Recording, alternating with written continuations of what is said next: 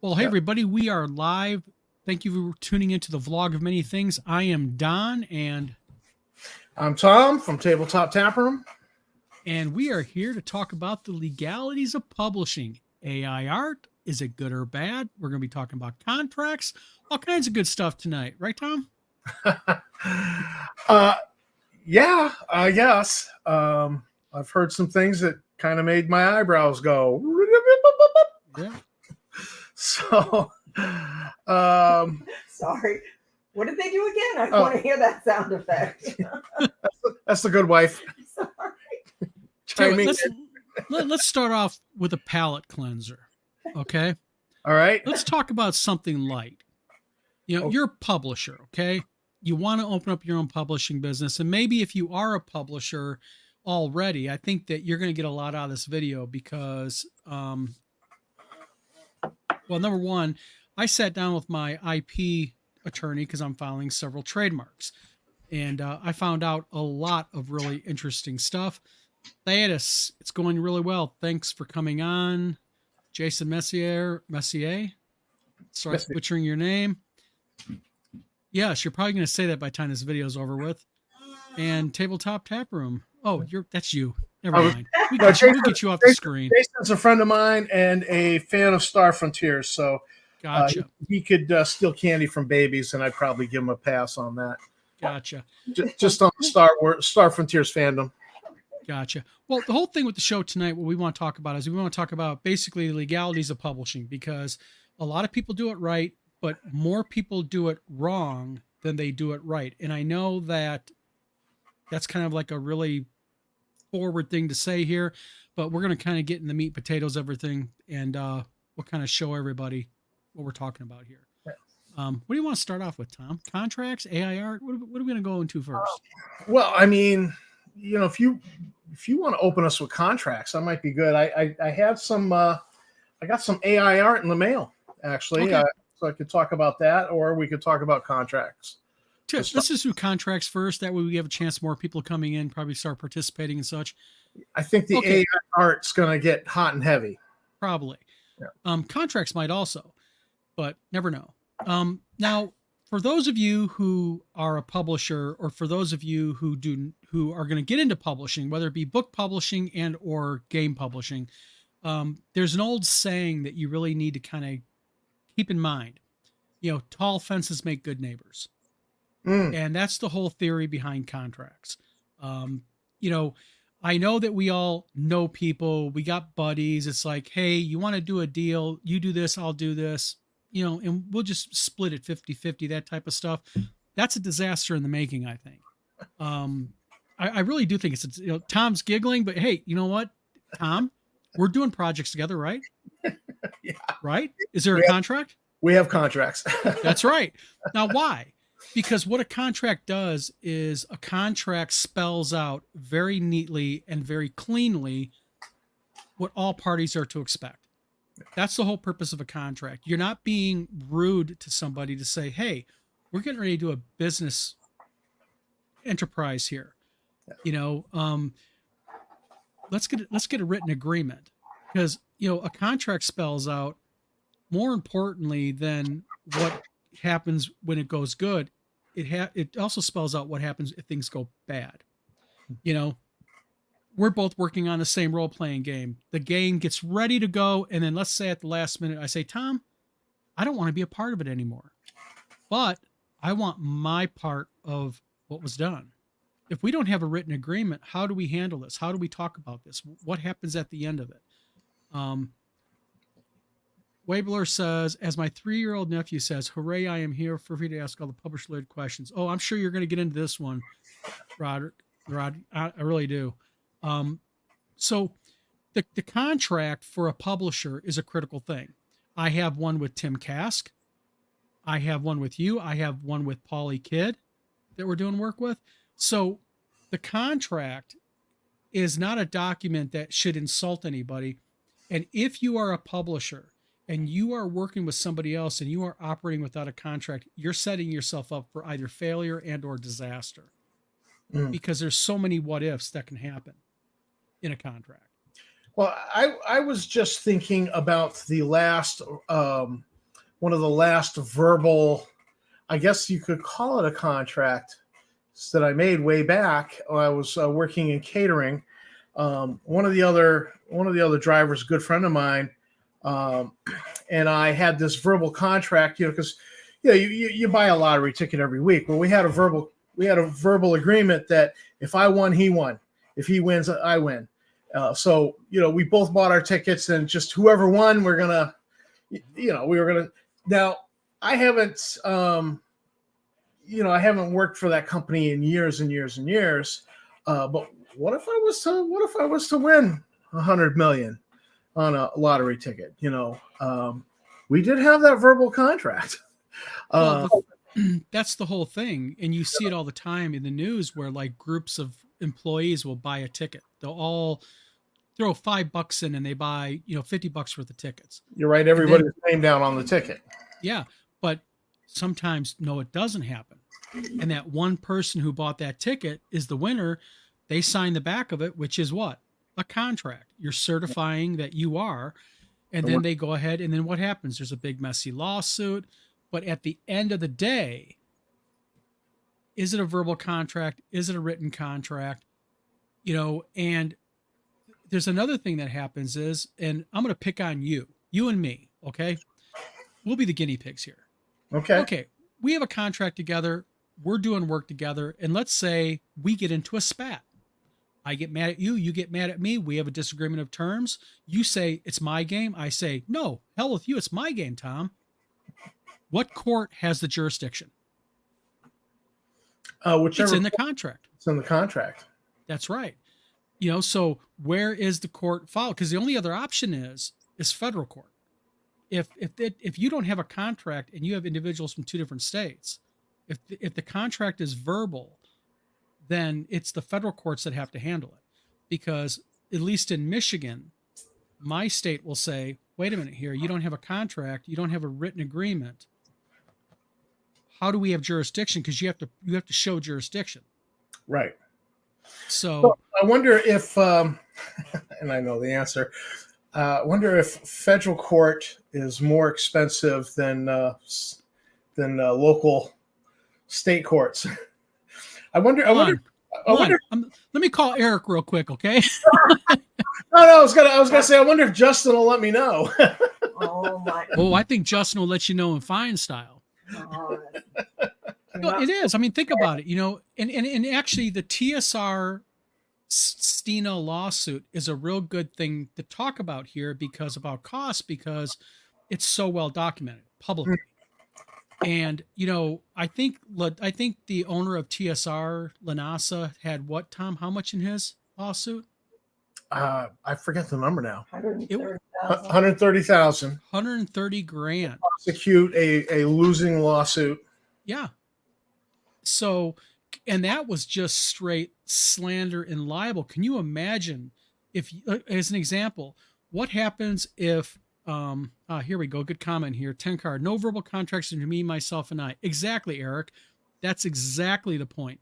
Because the problem that you run into here, Eric just said 130K as of January. Yeah. Wow.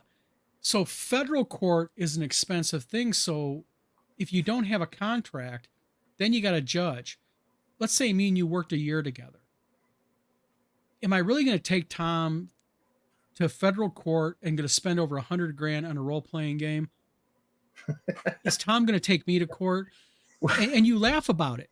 And you're right, because darn well the answer is no. Well, unless. I think if it was back in the heyday of Gygax and Arneson, and there's suddenly the satanic panic happens and blows up D&D, and D&D becomes this thing, and there's hundreds of thousands of dollars involved, then maybe. But the typical D&D RPG producer today, are they, if they're making a living at it, good for them, but they're not going to invest 40 grand, 50 grand. And that's a really good point to have, is that, if it's something where like D&D in its heyday, where literally millions of dollars are at stake, yes, you're going to find a lawyer who's going to represent you probably and say, I'll cover costs. Let me just go ahead and have, a percentage. But in all reality, no. So the nice thing about a contract is the contract basically protects you, it protects me, but it also protects the product. Well, it's kind of like locks. Padlocks keep honest neighbors honest. I don't know if you've heard that expression, but it's locks keep honest people honest. A contract is going to keep good people from being at each other's throat with knives. Yeah, and the thing is also is what's nice about a contract is when you actually take a look at a properly labeled contract, the contract not only should spell out. So let's talk a little bit about, for people, if you're a publisher, what should you have in your contract? I mean, in all reality, it should have the parties, and if you're dealing with a company, it should have not only the person's name who's in charge and who's going to be speaking for that company, but it should have the company name. Mm-hmm. Make sure the person you're dealing with their legal name, because a lot of people use pseudonyms online. They use, like Eric, Tenkar's Tavern, Tenkar, and sorry, I'm not picking on you, Eric. It was just a good point to make. But the thing is it protects you, but also you want to make sure jurisdiction in case there's a problem, and you need to spell out the IP, the intellectual property. Who is the owner of it? Is it one person? Is it mutual? And if it's mutual, what are the terms if one other, and this is very important, what happens if one party, for any reason, gets bored with the project? They die. What happens? Does Tom have, or do I have, does my wife have survivor rights on my agreements? Those are things people don't think about. And I mean, it's easy to leave the survivor rights out of it because, I can have a will that says my wife takes over my company and takes over all contracts for me. That's a legal thing that I can have with my wife through my LLC. But I also noticed there's so many publishing quote unquote companies, and they got a Facebook page, but they're not LLCs. They're not limited liability companies. They're not corporations. They don't even got a DBA with a bank account. I reached out to a publishing company last week. I wanted to buy some of their product because I thought it was really cool.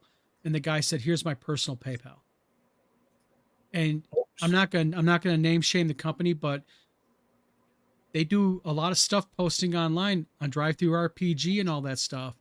And it's a company name. They got a Facebook page. They got all that. And I said, "Well, I'd rather just go ahead, pay with my LLC and pay your company." And he goes, "No, that's my PayPal, what it goes to."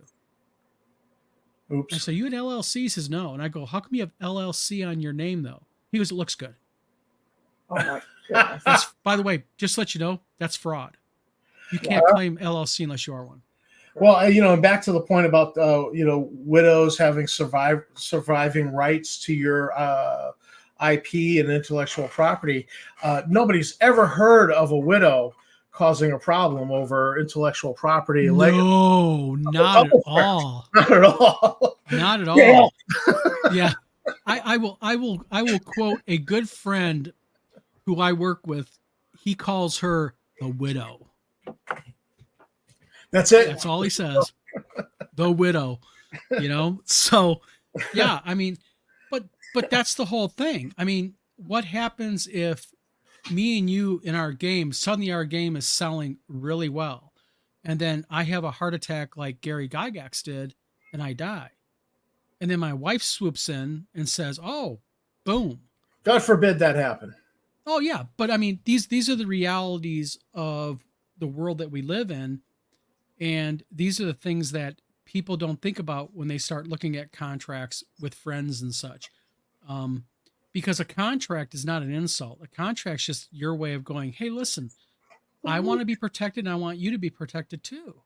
Well, that, you say a contract's not an insult, but I remember pulling up old memories here, contracts that were handed out by a certain bankrupt LLC. That were kind of sketchy contracts. Sure. When lawyers looked at them, they were like, "Run, don't walk for the door. Do not sign this. If you do, I'm no longer your lawyer. I don't want, Well, that's a good point. It doesn't mean that the contract that the person's presenting you is a good one. You know, contracts can be very forward loaded. What that means in legal terms is basically it protects the person presenting the contract. And that's basically, and I'll say the name because I was a recipient of one of those IP contracts, and that was under TSR, and it was extremely heavily loaded. And and that's why people like myself and people like Darlene had their attorneys read them, because in mine it had another company's name in it. So I mean, it had in a couple different places another company's name listed in there they didn't take out, and then I'm in very plain language it said that everything I create, everything I make, everything I do is the property of the owner. And I was like, So you're telling me that they neglected to take another company's name out of the contract? They changed, they put TSR LLC in there a few times, but mistakenly left another company's name in another there. company's name that they submitted the contract to before they submitted it to me. Oh. So you knew who they were submitting contracts? Yeah. Oh Yeah. my God. Because there was two different names in there. So I know the two other companies, at least before me, they submitted it to. Wow. That's like so incompetent on their part. You ever see that? You ever see that logo of the trash dumpster on fire going down the river in the street? I photoshopped one of those for a video tile. No, I mean that's the whole point, though. I mean, it's sort of like when I had my publishing company between 2008 and 2013. Is a publishing contract and book publishing and game publishing are the exact same thing. Yep, 100% certified, right, Eric? I agree, Tenkar. And the thing is another thing that basically what the contract should have, it should name the parties, it should spell out what is being done in very clear language. It should have the terms of basically division. Is it going to be a straight percentage, 50-50? Is it going to be 60-40? Is it going to be 30-70? And along with that, it should sit there. Hold on a minute. Waybuilder says Jameson Stone is a perfect example of how not to do a contract and try to enforce it with a client. Yeah, that was a hot mess. Yeah, because this is what a lot of people do with contracts. They just write it up themselves, or they go on, on the internet instead of sitting down with an attorney. My attorney charges me to do a contract write up, and once I have it, it's done. I can actually pull out a name and insert name and product. Is $250 she charged me to write up the contract. Huh. It's not expensive. No, not at all. No. And I said it last week, and you got kind of raised eyebrows when I said, I know attorneys cost money, and people are like, I don't want to do that. No, you do want to do that, because I'll tell you what, a good lawyer, like I said last week, will make you far more money than they'll charge you because they protect you. All right, I guess I can buy that. What's actually funny, and maybe this should be our segue, is you can actually have AI write you a contract. Yes. Yeah. Yeah, because I actually had AI write a contract for an RPG. Yeah, game. and For characters in game. Yes, and the thing is, you can't plagiarize contracts because it's just legalese, it's legal terms and everything. But on the same token, verbiage can be very, very important. One word in a contract that's a little bit off can really just turn it. Well, I actually had to have somebody completely rewrite it. So even though I had AI do it, it had to be completely rewritten. I might as well have not even used AI in the end, because it had to be completely rewritten, because it just wasn't right. It just wasn't good. So, well, I mean, and that's a good segue into the next part of this is, AI. And, we all know about AI, and we know that there's two sides of the fence. We have, on one side, we have individuals that demonize it and say it's bad, it steals artists' work. And on the other side, we have people saying, hey, look, there's nothing wrong with it. AI is fine. It's not directly copying anybody. And like we were talking about before the show, reason why we wanted to bring AI on here is because I just happened to meet with my IP attorney because I'm, Mhm. again, filing trademarks. And he really filled me in on some really interesting stuff about AI that is extremely interesting. Eric Tenkar says, I used AI to write a contract to cover my parents for potential liability, had an attorney friend look it over, said it was fine and valid. See, that's crazy, isn't that? Mm. I mean, AI nailed it for once, Well, that's the old proverb about 100 monkeys randomly typing on typewriters, hitting random keys would eventually, if there was 100 of them, eventually you would get to be or not to be. Yes, exactly. But I mean, AI, and we know right now there is a large class action lawsuit against Midjourney. There's And multiple class action lawsuits out there, actually. yes, Getting and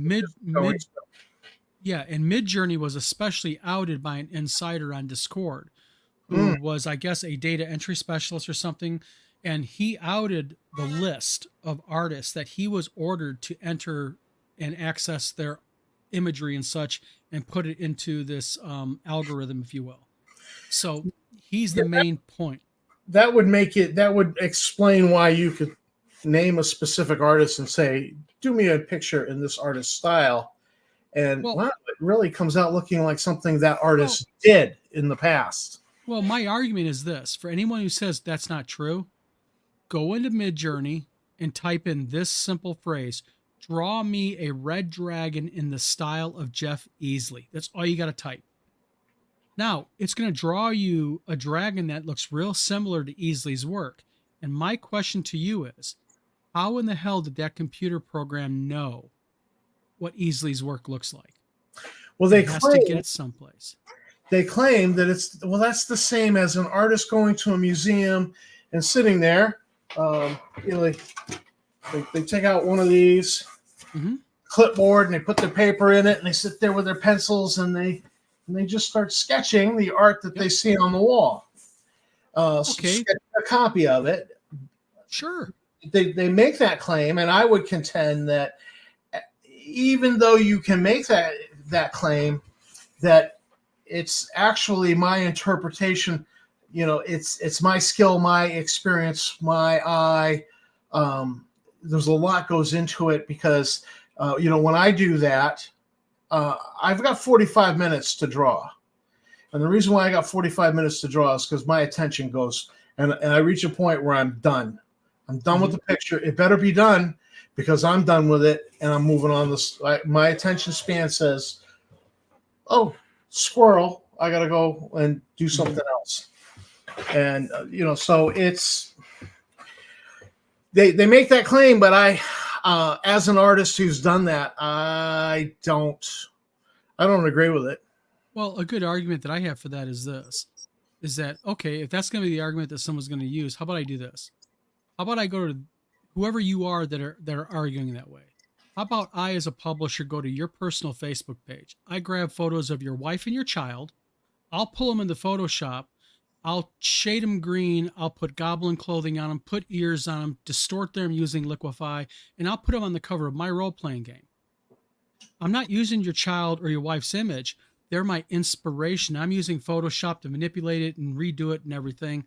I guarantee you, those people would be screaming, demanding I not use their private imagery. Because you see it all the time on Facebook. You get friends that post the stuff saying, I, Don Samora, hereby do not allow Facebook to utilize my personal imagery, which is a total joke. But because they saw their friend do it and it sounds good and it looks good, they post it. By the way, that's total worthless garbage. But Scott Mulder says, woohoo, let me chat. Yes, it did. Welcome, Scott. Ida says, by the way, yep, AI has a house style depending on which service you're using. You won't have a complete duplicate unless you work very hard to get a complete duplicate, at which point you are trying to plagiarize. Yes, but the whole point is, these AI engines have already been found to be pulling, though, from intellectually Oh, intellectual property of others. well, And they've scraped the internet, and the AI engines were created by nonprofits because the rules for nonprofits are different. But those nonprofits are totally funded by for-profits.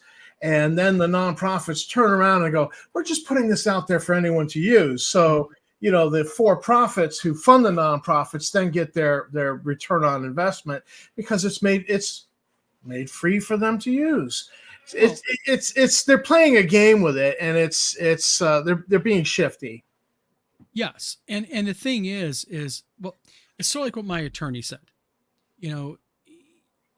He said basically that right now there's a series of class action lawsuits pending against several AI companies. And he made a really good point. He said, I said, well, I asked him, would it really hurt? What is the legality of it? Would it really hurt to use AI? And he goes, not right now, it wouldn't. But if you touch that stuff, you're an idiot. That was his quote. And I asked him why. And he said, because these AI companies are going to lose these class action lawsuits. They've been outed. The proof is so concrete.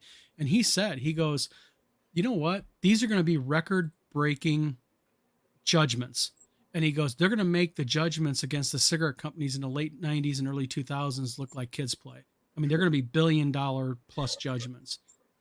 And data scraping, FIS says data scraping is often legal, but there's a gray area there. Yes, because the gray area is that they've been outed pulling from IP protected. There's a list. 3 of the artists that I'm friends with are on that list. And Kim Winston, thank you for tuning in. Kim says the rules are different, but they don't prevent copyright claims, etc. Well, in the United States, once these lawsuits go through the federal courts in the U.S., Kim, according to my attorney, they will. And what my attorney said what's going to end up happening is then the next step is going to be the law firms are going to get involved, and they're going to go after smaller publishers. And how they're going to do it is, like he told me, he says they're going to scrape their social media. Like they're going to go to Wizard Tower Games. I'll pick on myself. And they're going to say, okay, let's look for Wizard Tower Games. Did they ever talk about AI? What did they say? And for these publishers that are out there going, well, I've seen these terms. Well, I don't care. It's free, they say. Or they say, what's the big deal? Those are the publishers that they're not going to send C&Ds to. They're going to file federal cases against. And I know, Kim, your country has very specific rules about it, but the United States, trust me, well, we know this from the dumpster fire that happened in Lake Geneva in North Carolina. You can sue anybody for anything in the United States, sadly. Yeah. Thyatis says, after all, Google and other large tech companies do it for a living. But there's a difference. The difference, Thyatis, is that what Google's doing something that, although, yes, they're scraping, what they do, however, is like you ever look in a Google search and it says under the DMCA or under the Digital Millennium Copyright Act, certain relevant entries have been omitted, because they do that, but you have to click on it. So they're giving you a warning and you are bypassing their warning to you. So the impetus or the liability goes upon you. Kim says the main reason it's a nonprofit is so multiple corporations can invest in it, claim that on tax, and then also claim we're helping the future. Bingo, absolutely. Wabler says you nailed it. I keep telling people, even if you ignore the morality, once AI is ruled to be a violation, everything you put out there that uses AI will need to be pulled. Stay away from it. And that was the other point my attorney mentioned to me, Tom. That was really interesting, because what he said is that what will happen is, along with lawsuits, they will be sending out C&Ds. And what will happen is all these people who are selling on DriveThruRPG that are using AI, even though our DriveThru doesn't allow it, which is a joke, because I can go on DriveThruRPG and point out 50 publishers using it and 1,000 products that have it. What they're going to do is they're going to sue DriveThruRPG. And then after they file a lawsuit against DriveThruRPG and these other similar companies, what they're then going to do is they're going to go ahead and then subpoena through discovery, what are the sales of publisher ABC? What is the sales of publisher XYZ? And then they're going to go after them for damages. And so, all right, let me float a scenario here. I publish a fan magazine, Star Frontiersman Volume 2. It's pay what you want. So that we have a tip cup. If you like what we're doing, it's free. Download it for free. We're happy for you to download it for free. If you like what we're doing, you want to support it, we do the pay what you want. So we have the tip cup, and that's just good. You're still disseminating the information. You're still disseminating the imagery. Yeah. So it doesn't matter if it's free or not. When AI first came out, and it was this new thing, and an artist, a writer submitted a piece of AI artwork. He goes, I don't know how you feel about this, but here's a piece of artwork that can go with my submission. And I thought, I don't know. I didn't know. And I went ahead and put it in. And so we did have, I think, maybe 2 or 3 pieces of AI art get in before I really started to research it. And then I said, no, I'm taking a stand. I'm supporting the artist. There's a way around it. All right. The contract. Why don't you just be, well, that's exactly it. If someone is giving you something for free to use, just like if you go to Kickstarter, David Floor just ran into this. What does Kickstarter ask you? You have to certify whether or not you're using AI art. And BackerKit flat off has checkers that, although they suck, they will try to determine if you have AI. So a simple agreement saying, well, tell you what, here's a submission form. You have to click the box that you're certifying this is not AI. Now you're kind of stepping away from going, hey, they did not tell me this was AI.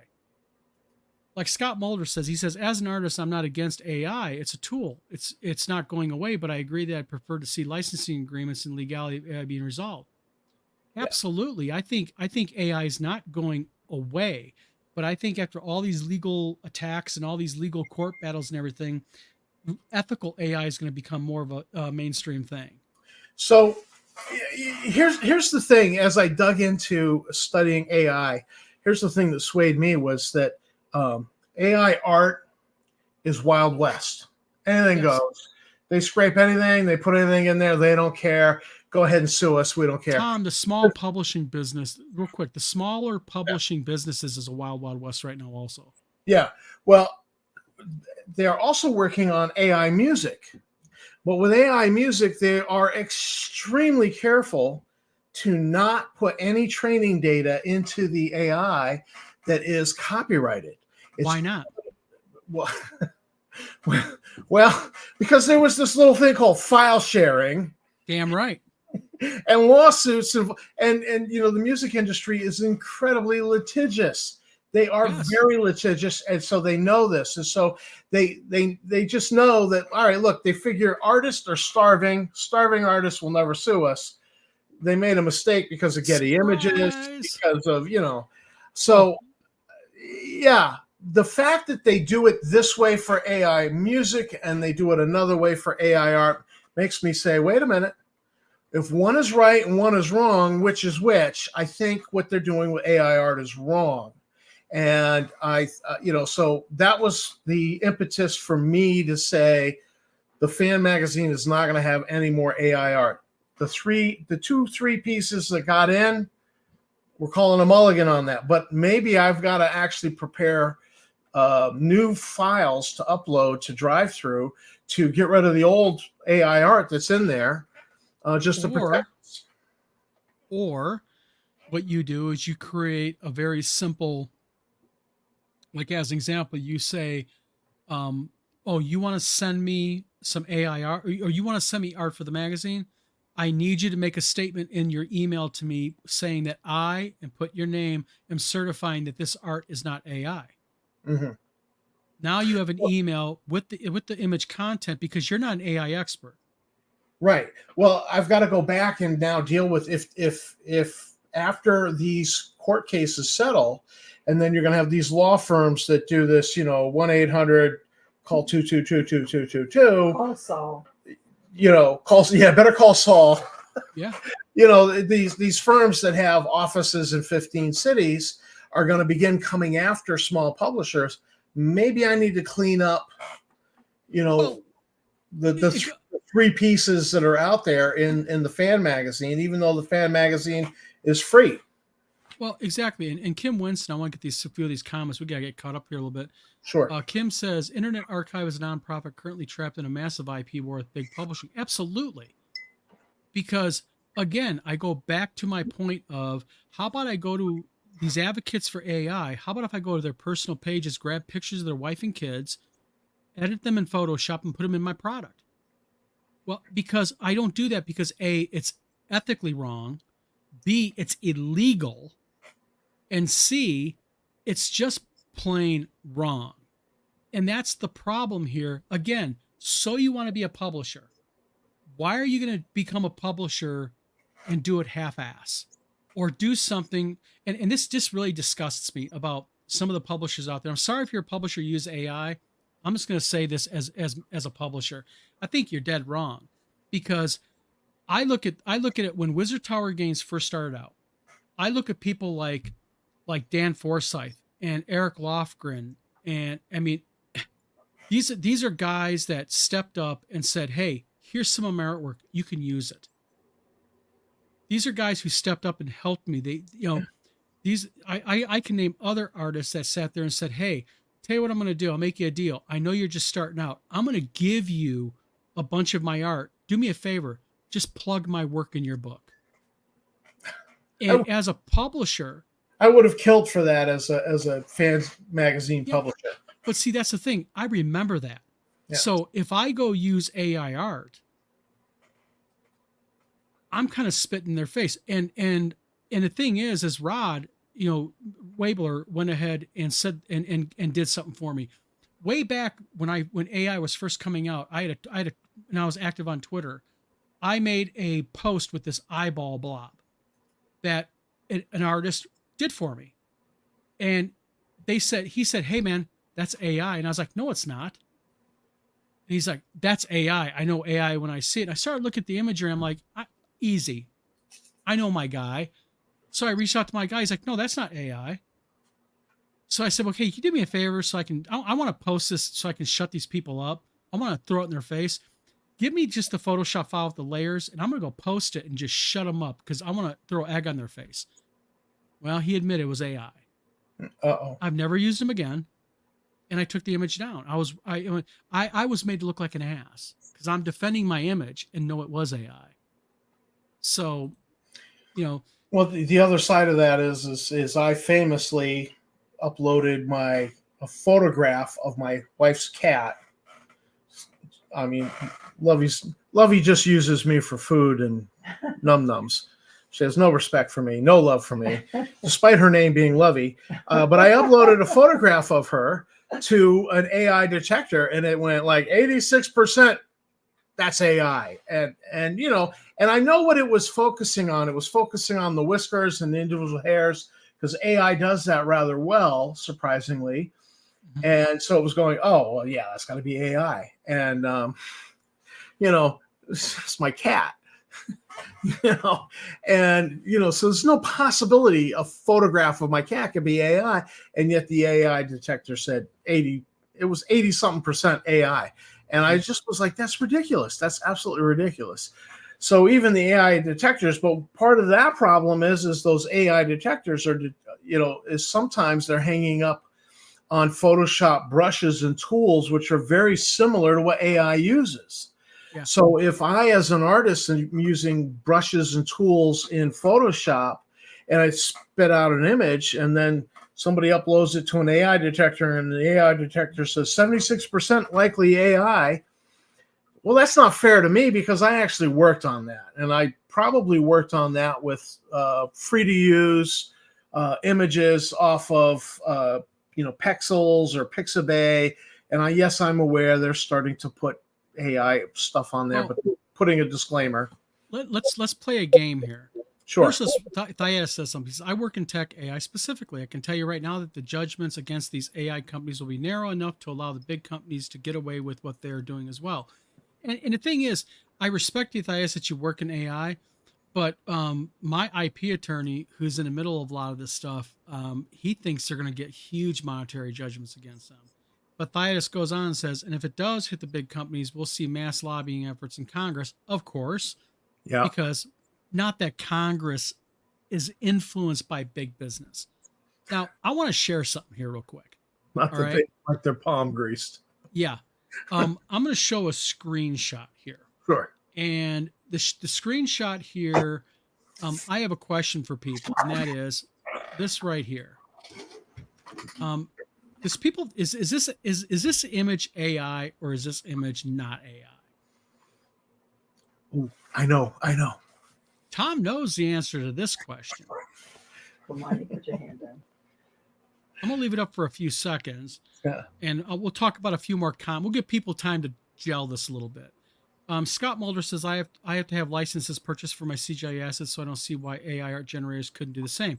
Absolutely, why can't they pay for it? Thyatis also goes on and says Adobe is likely more safe because they're scraping their own stock art for their data sets to train on, though their stock art creators are not super happy. Yeah, Adobe stock has a lot of AI stuff in it. So if they're just going off of their own stock for their data sets, that would fall, Thyatis, wouldn't it? And you can answer this maybe, is more under the realm of responsible AI, if you will. And then Rod says, Thyatis, that's not true. Adobe's been busting using other artists' work without permission of their own stock art. Disagree in opinion. We welcome it. Let me go back to this real quick. No, I say as in. Yeah, Adobe. Oops. Jason Messier says, and we were worried or used to trove. Lars was right. Yeah. And then Thyatis goes on. I'm trying to catch up with comments. We have a lot of them. Thyatis says, that's news to me. Good to know. They'll bury the artist in court, though. Something to watch.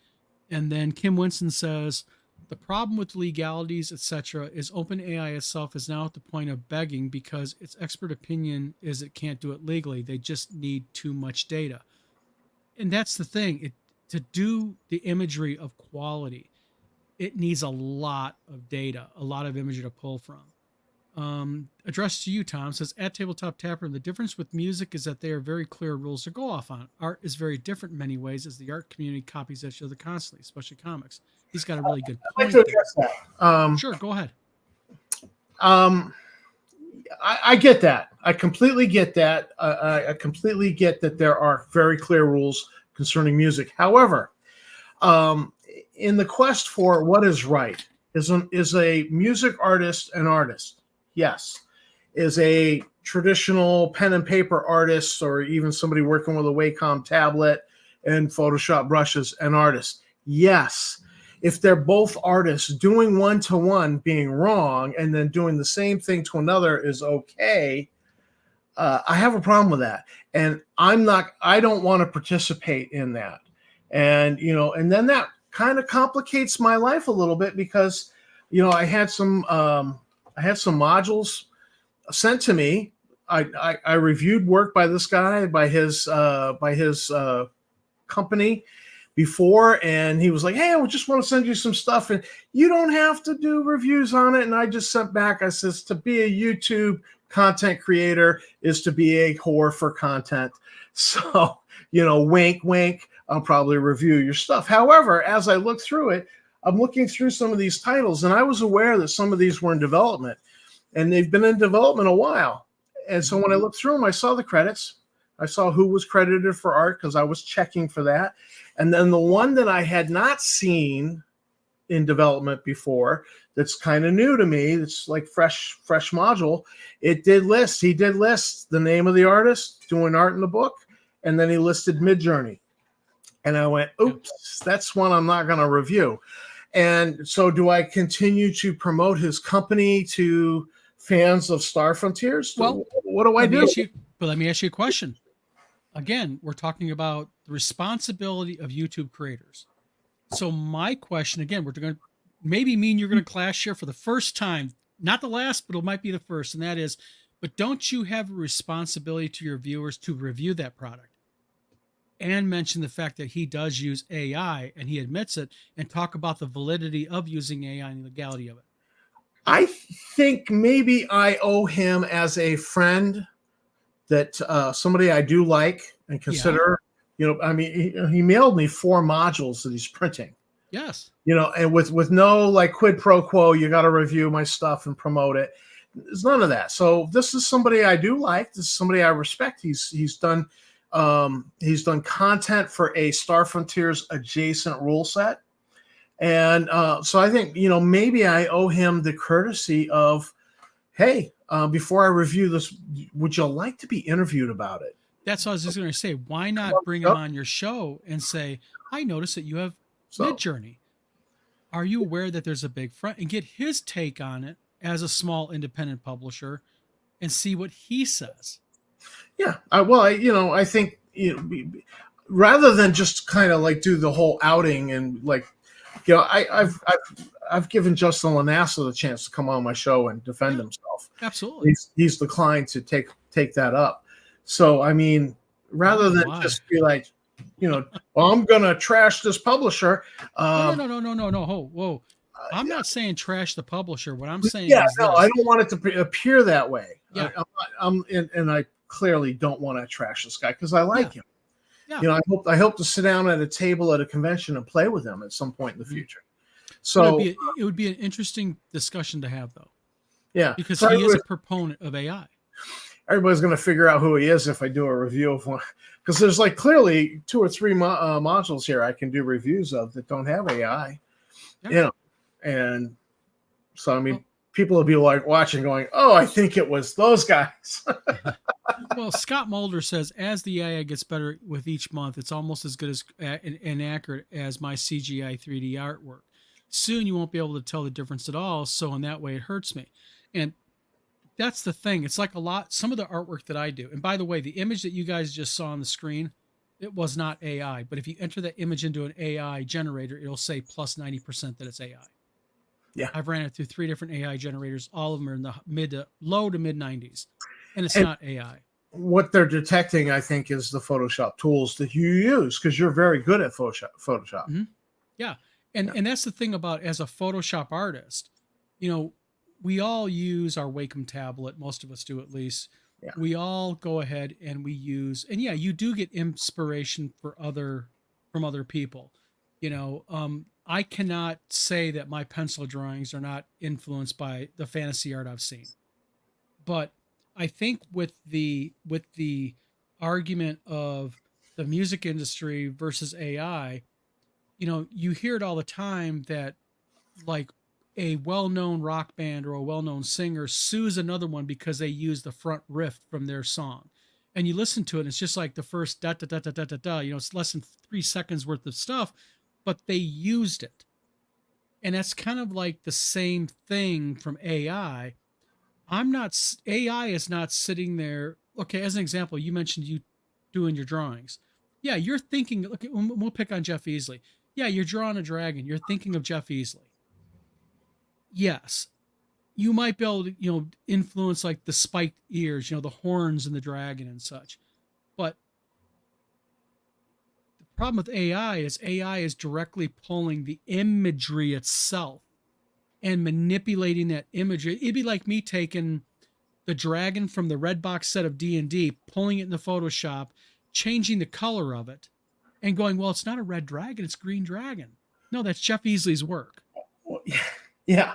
Well, there's also the problem of, despite everything that goes on with AI, occasionally it does things that are very obviously a copy of an original. They call those, I believe they call those overfixes, where it's overfixed the image. And it's like, oh yeah, dude, if I was a real life artist putting this out as my own work, I would be sued. C&D, sued, in court, done. But it's AI, and oh my God, it's so innocent because it has no morals. It's a machine. 10 Cars Tavern says you don't own the rights to the photos you appear in. The rights are owned by the photographer by default. Thank you, Ken Whitman, for encouraging me to learn the law. It's just like, well, it's true, because like you see on YouTube all the time, these auditors, and they'll be sitting out in front of a restaurant videotaping patrons coming in and out. Some guy or a girl gets pissed off because they're getting their photo taken. They call the police. What happens? The cop says, hey, you're on a public street. Yeah. And it's just like in Michigan, as an example. Michigan, we had a very famous case in Michigan. A driver was pulled over. And they were pulled over because their license was suspended. Now, how did that police officer determine the license was suspended? The police officer ran their plate. And in Michigan, when they run your plate, they can tell who your insurance company is now. They can see if you got current insurance, who the registered owner of the vehicle is, warrants, whatever. Big And brother he fought, watching you. yeah, well, he fought it in court because he said, wait a minute here. I wasn't breaking any law. I was just driving down the road. The officer admitted it. The officer ran the plate. And the U.S. he lost, or excuse me, he won in circuit court, got the case dismissed. Well, the prosecutor appealed it to the Michigan Court of Appeals, and the Michigan Court of Appeals said, no, you don't have a standard expectation of privacy in the public. Your license plate is there for everybody to see. Law enforcement has the right to run your plate. You were a white male. The plate was ran. The owner is a white male. You had no expectation of privacy, and they had the legal right to run your plate. And Eric, being a law enforcement officer, I don't know if they did that back when you were a police officer, but that's what they do in Michigan. So they kicked it back, said, no, it's not being dismissed. And the guy ended up getting jail time out of it. So, it's the same thing with the photographic thing, borrowing people's photos. That's what I was talking about earlier. It's number one, it's morally wrong for me to take a photo of your child or your wife and use it, but it's also legally wrong. And I think that's, for me as a publisher, that's the edge of AI that I don't like, because damn it, people, Dan Forsyth, Eric Lofgren, Dean Spencer, these artists were flipping good to me.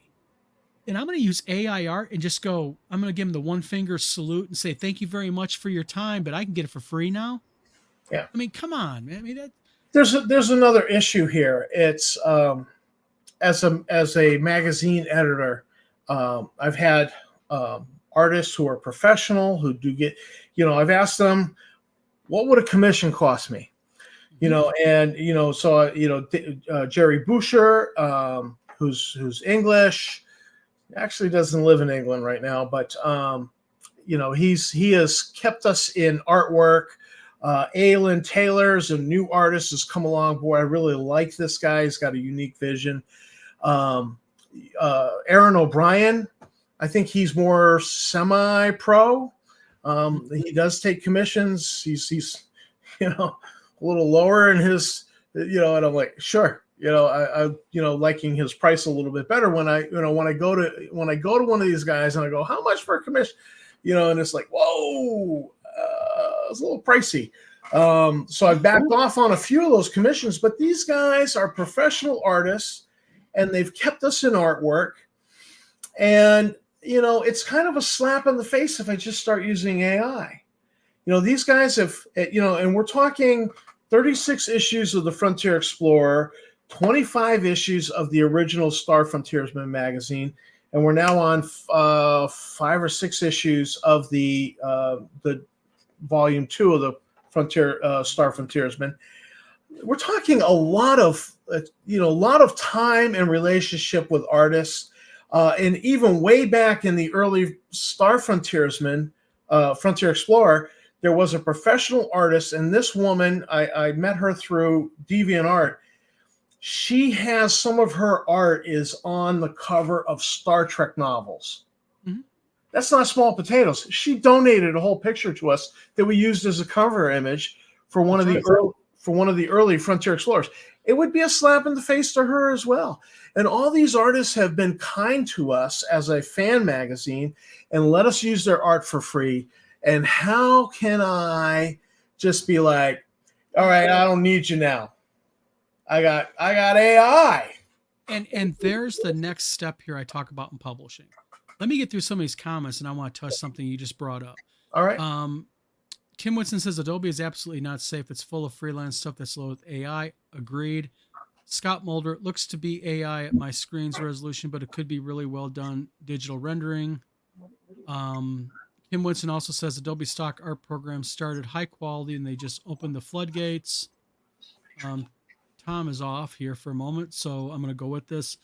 Titus says, I'm going to say the image is AI based on the thatching on the roof in the back and the awkward lines in road light, but I'm only 54% confident. No, it's not AI.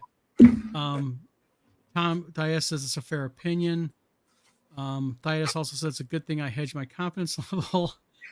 Kim Winston, you don't own the rights to the photos. You own the rights to your likeness, but that's a different set of rules and tests. Yes, even in the United States.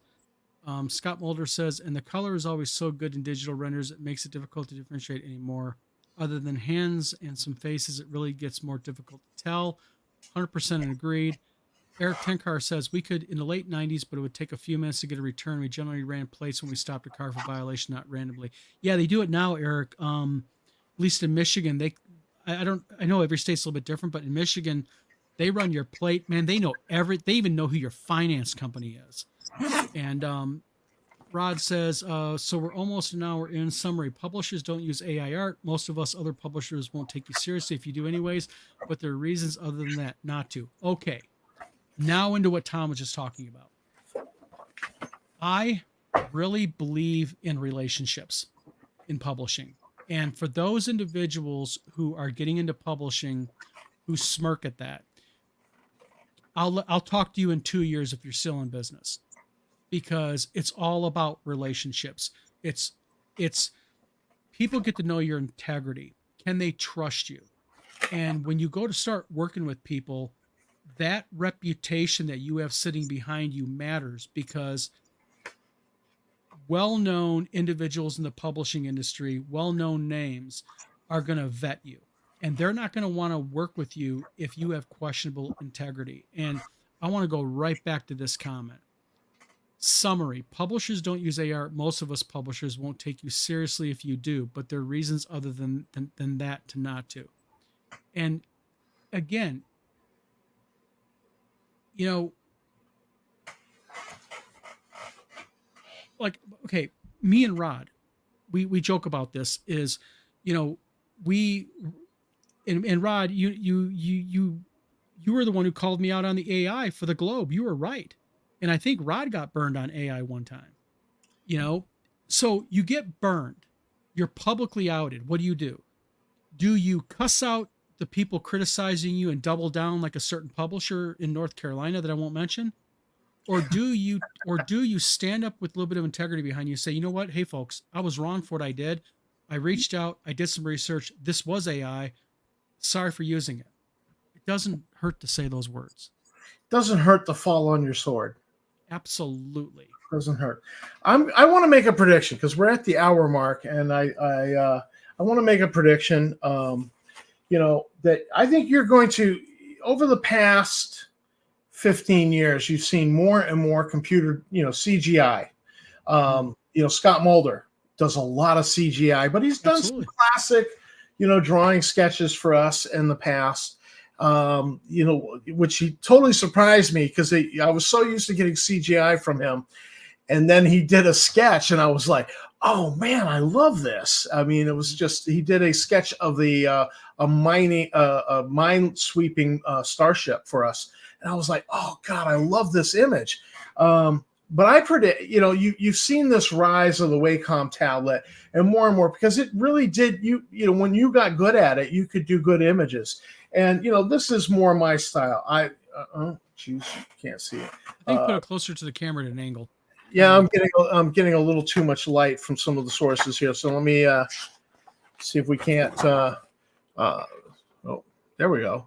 Okay. So, I mean, I started drawing only out of necessity to have illustrations to put in the magazines. And, so it's something I've had to study and do. And I just love graphite. I love charcoal.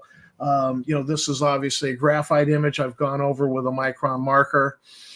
And I predict that you've seen this whole shift towards stuff done in a Wacom tablet, done in Photoshop, and, much more photoreal looking artwork over the past 15 years. I think you're going to start seeing some of this much more traditional sketching being done, and that people choosing to do it because they're just tired of the, dude, you did it. That's AI. You didn't do that. And, because you've had that accusation against you where you've clearly, look, I have the receipts. I have all my layers. I did this in Photoshop. It's my work. And yet people still stupidly go, no. I know what I'm talking about. I use AI filters. I use multiple, like people are like going, yeah, I want to take this picture and I'm going to run it through 7 AI filters. That's bullcrap. I don't believe anybody does it. They do it through one. They get out an answer they like, or if they don't like the answer, they go to another filter and get the answer they like, and then they run with that, and stupidly. But I think you're going to see a rise in more sketch art in the next 5 to 10 years, which will be good for somebody like me because that's what I like to do. Well, I'll do another share screen here. And that's this right here. That right there is one of my pencils. That's my drawing. In fact, that is in a frame over my wife's sewing area. Oh, nice. And it's a dungeon door. And I posted that online and got accused of it being AI.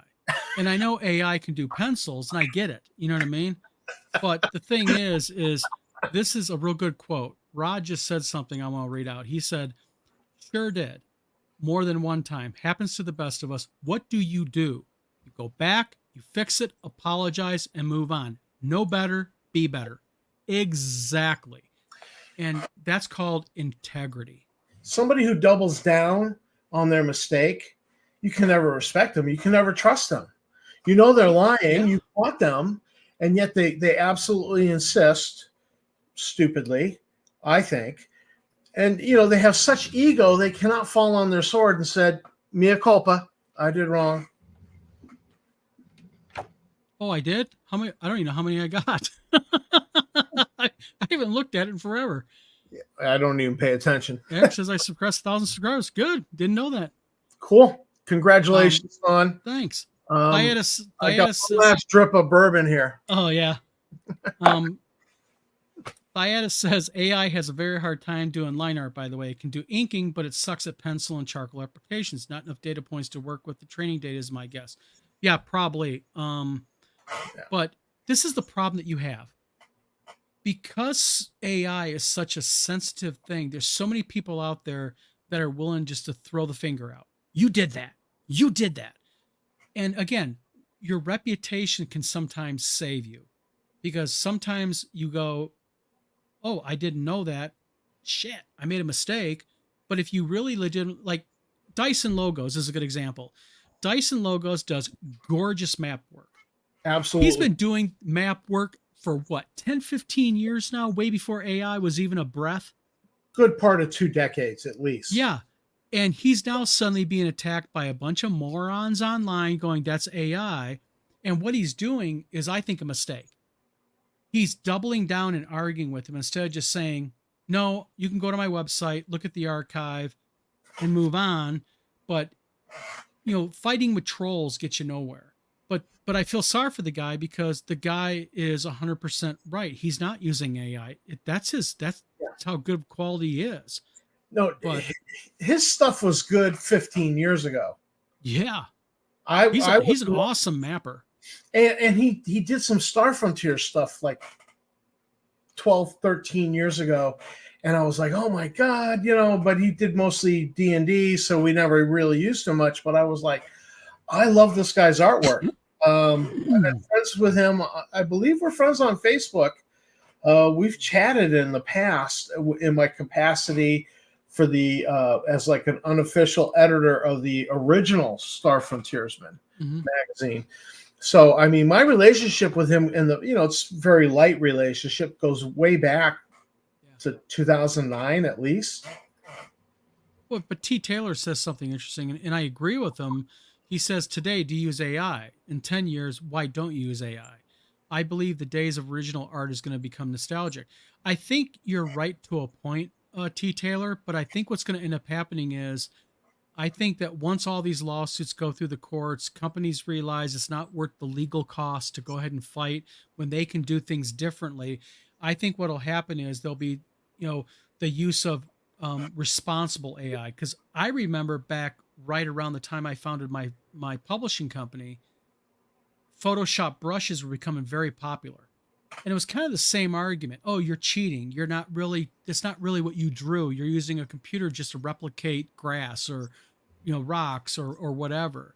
And it was kind of the same little vibe in the Yahoo chat rooms at the time. That's how old I am. Yahoo chat rooms, but it's one of those things where I think that with all new technologies, there's a whole bunch of bumps in the road. If you look back at the early 90s, with Napster and such, bands like Metallica said, we'll never have our music digital. No way. Now, what is it? It's all digital. But they still had to go through the process, and there has to be a set of basic rules, a foundation, if you will, that AI is built on. And like all these new technologies that are good, and I think AI has a place, but I think it's the wild, wild west right now. Well, I thanks, want to Eric. agree with that one comment about why aren't you using AI 10 years from now? Why aren't you using AI? I think this sort of thing is the See it reason. perfectly. This is an oil painting by my father, and so it's textured. The surface is textured because he painted this. His hand touched this canvas, and this is why I like traditional artwork. There's something visceral about actually, for me, when I'm doing charcoal, because I'm doing a lot of smudging with my finger, dipping my finger in ground up charcoal and actually adding shading, and there's just something. I cannot explain it. I just enjoy it. It's visceral is the only word I can come up with, and artwork like that is still going to have a place. It's still going to sell. My father, for years going back, I remember all the way back to second grade in Alaska, he'd come home from swing shifts. He'd pour himself a glass of brandy, and he'd sit there for 45 minutes and he'd bang out an Alaskan landscape. And he was selling these left and right to help, because he was, 3-4 striper, wasn't making a lot of money. Alaska's a higher cost of living, and milk just cost double what it costs down here at that time. This was the 70s, and this is what he did. He just painted Alaskan landscapes, churned them out, 2-3 a week. And my second grade teacher, her and her husband bought, like Dad estimated, about 30 of them. He made money on this stuff, and he was good at it. And just throughout, from second grade, I'm now in my 50s. My whole life, Dad has been painting and selling these paintings. And, he never was selling them for $10,000. He was selling them for $300-500. He'd just churn them out quick, sell them. He never had the name that commanded the money. I don't think this is going away. And honestly, I saw a painting, Saturday Evening Post author. The guy was Rockwell. Norman Rockwell. Yeah. I saw his exhibit at the Schoonover Museum in Massachusetts. And so I actually got my father. Last road trip I did with my dad before he passed away. Because, my dad's an artist, so I'm like, I'm more of a wannabe artist. So I got my dad. We went on this road trip. We went there, and we're looking at this, Norman Rockwell. He's an American legend. And we're going through the museum, and in this one painting, he actually included rock, grit, little bits of tiny pebbles in the paint. And so it added more texture, but it was because he painted, it was foreground, and it was where these Native Americans were standing looking on this dam. But that piece of foreground had that grit in the paint and those little pebbles. And then the effect of the light created shadow on those pebbles, beneath those pebbles. I just stood there. I was just transfixed. I was like, oh my God, this is crazy what this artist did. And he's so famous for what he did with portraits and the human face. But that one painting, I was like, oh my God, that is so unusual. That is crazy. But that is traditional artwork. That is, and that was oil paint, like what Dad would do. And I don't think that's going away. I think there's going to be a rise in the demand for artists who work in more traditional, illustration. Yeah. And just like what Thias says, he says AI line art ends up having some really wonky lines and shading half the time. But also think about something here, Thiatis. 6 months ago, 99% of the AI images with human beings in them had 7 fingers, 9 fingers, 4 fingers, thumbs growing out the top of the hand. Now it's gotten smarter. The algorithm's gotten better. Kim Winston says the people I feel bad for are artists who have styles similar to what AI produces, so are having their styles oversaturated in the market. Yeah. However, Scott Mulder, who's been in the chat, does a lot of CGI. Mm-hmm. But you know what?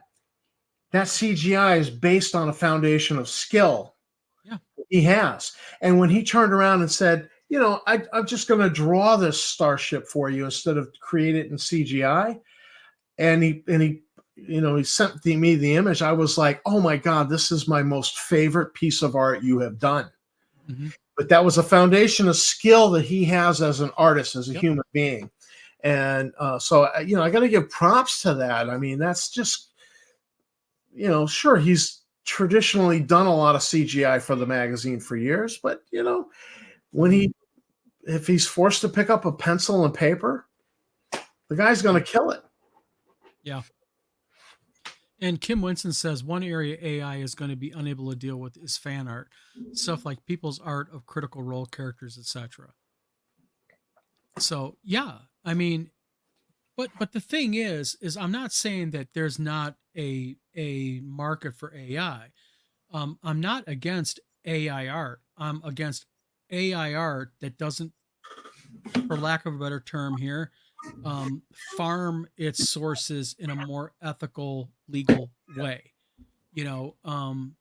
It's, as a publisher, even if there wasn't the legalities of it, I still don't think I would want to use it. I mean, I'm much more cautious now. So when I'm dealing with people I am new with me, I do sit there and kind of go, a few more questions are asked, a little bit more due diligence and such. But it says at Wizard Tower Games, I know I actually miss the more abstract creations AI used to produce, because at least then you had to take it, create something out of that rather than relying on the machine. And Thyatis, I think we're at Tom, hour 11 minutes now? Yes. Hour and 11. So I think that might be a good place to break this at. Thyatis, you got the last word in this week. Thyatis got the last word. But the thing is I'm a good guy. I like Thyatis a lot. He's a really good guy. And I appreciate everybody who's been in chat. Please hit like and subscribe. It helps us out a lot on the channel that you're looking at it right now, because I know it's streaming right now to Wizard Tower Games and Tabletop Taproom as well as the Vlog of Many Things. But Tom, what do you think? I mean, I really think that the legalities of publishing, we could do 3 or 4 shows on this subject because it's so wide ranging. And I just see so many smaller companies, and I know they're sincere. I know they really want to publish games, but I think many of them, by not having contracts, by using strictly AI art, by not filing their businesses legally, by keeping it in their personal name, because pretty soon we're going to hear in the courts a term called, you're breaking the veil of protection of your LLC. Trust me, that term's going to be used a lot in federal court coming up. And when those things happen, you're exposing your home, your personal car, your retirement. You're exposing to some litigious individual who will sue you for any reason, because like Eric Tenkar knows, there are individuals out there who would just sue you because they think they can. And, there are a lot of really bad actors out there also who have money and they think they can bully people with their attorneys.